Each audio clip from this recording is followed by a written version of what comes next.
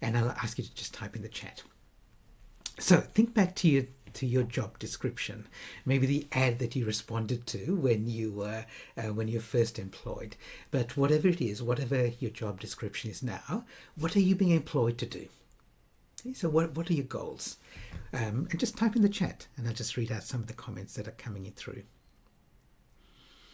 Okay, so what is your core goal? So for me, I'm being engaged to speak at conferences or to facilitate leadership teams. Deborah's research. Nikki's managing a team. Yeah, right, good. Melissa's operations manager. Andrea connects stakeholders. John's variety of things. Think, anticipate, guide, advise, deliver. Neil's strategy governance. Yeah, I know you, Neil, so that's right. Yeah. Emma, support early career clinicians. Yep. Vinay's information and research. Good. Okay, excellent. Okay, so my next question for you, and this one I won't ask you to share, but if you think about your typical week, what percentage of your time is being spent doing that core work that you've been employed to do? Okay, and think about it this way. So if you work a 5-day week, and I know not everybody does, but if you work a 5-day week, each 10% of that is like half a day. Okay, so if you give yourself a mental rating of 8 out of 10, that's pretty good, right? So you reckon 80% of your time is doing that. That means that you're spending 4 out of 5 days a week, over the whole week, doing that, and only 1 day a week is spent doing other stuff. Okay, so just think for yourself, and this is, I don't want you to share, think for yourself what you're doing, what percentage of your time is doing that core work.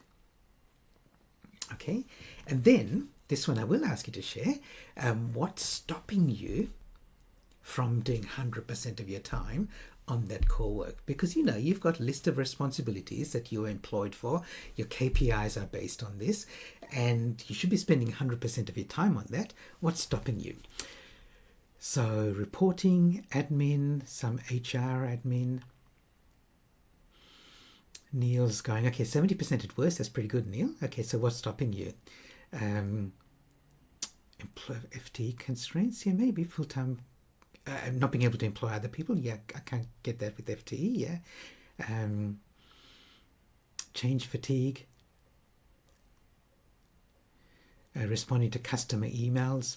And these are sort of comments, this is sort of response I get, right? I spend lots of time with email, spend too much time in meetings, I waste too much time with people coming up and interrupting me. Neil said that interruptions, change to priorities, misalignment, chasing information from others, helping others sort through their problems and issues. Yeah, and now if you're a leader or manager, that might be part of your core role, but but still that could be excessive, and if you're not, it might be that you're distracted from your other work to do that. Workplace politics, assisting in other areas of business. Okay, and again, that might be part of your role, may not be. Okay, so here's the thing. This thing here, the stuff that's stopping you, that's the best use of applying AI in your professional role. If you can get AI to help you manage your emails or help you be more effective in meetings, then you can spend more time doing your core role. And that's what you should be looking at as a first quick win. Okay, so the low-hanging fruit of using AI in your professional role, in fact using AI at all, is to help it take away some of that routine stuff that you would rather not be doing, so you can focus on what you should be doing. Okay, so that's where you look.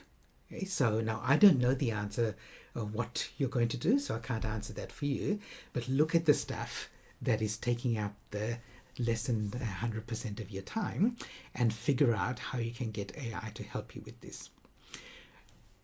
Now, it doesn't mean that AI is only going to make you more efficient.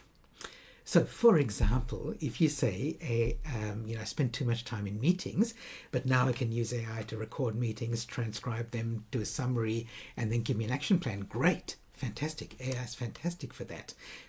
However, a better way, or another way to improve meetings is to have fewer of them. Okay, so don't automatically think I just want AI to make me more efficient. Maybe I shouldn't be doing meetings at all, or I should be doing fewer meetings, or I should be delegating other people to go to my meetings for me, because I've built up the trust that they can make good judgment calls and I don't need to be there. So AI doesn't have to only make things faster and more efficient. Sometimes it helps you think about, do I really need to do this at all? However, there are things that you might need to do, like managing email, or attending meetings, or looking at spreadsheets, where AI can be a really powerful tool to help you.